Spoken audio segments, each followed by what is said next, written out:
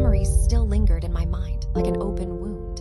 And even after all these years, people's curiosity still lingered on the same question. How did my parents meet their demise? And how did my mother escape from the hospital that fateful night when my father and I returned home? My mother had woken up from her coma. In hospital, her eyes burning with anger and a desire for revenge. She snuck out of the hospital, evading everyone's watchful eyes, driven by a singular focus. As she arrived at our house, I was overjoyed to see her, unaware of the horrors that were about to unfold.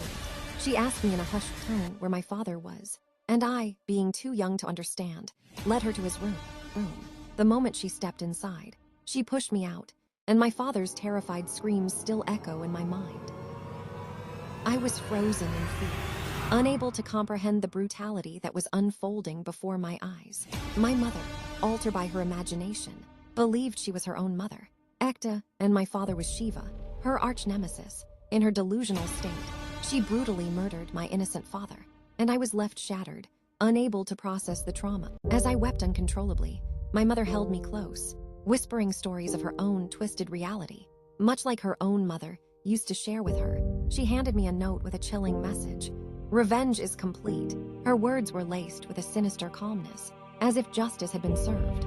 In a final act of sacrifice, she took her own life, locking herself in the bathroom, ensuring that I would be free from the darkness that had haunted Ekta's daughter Sanam for so long.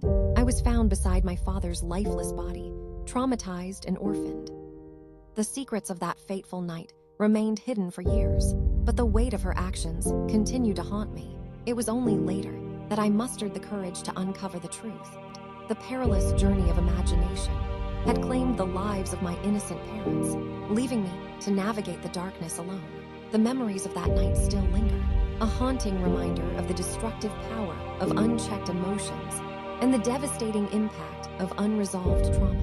The bitter truth that lingers is that often, the sins of the parents are visited upon their children, and the consequences of their actions can be devastating. The weight of their wrongdoing can be so overwhelming that it claims the lives of innocent souls, leaving behind a trail of destruction and heartbreak. In my case, my mother's imagination had become her own worst enemy, consuming her with an unrelenting grip. Her delusions led to the tragic demise of my innocent father, and I was left to pick up the shattered pieces of my life.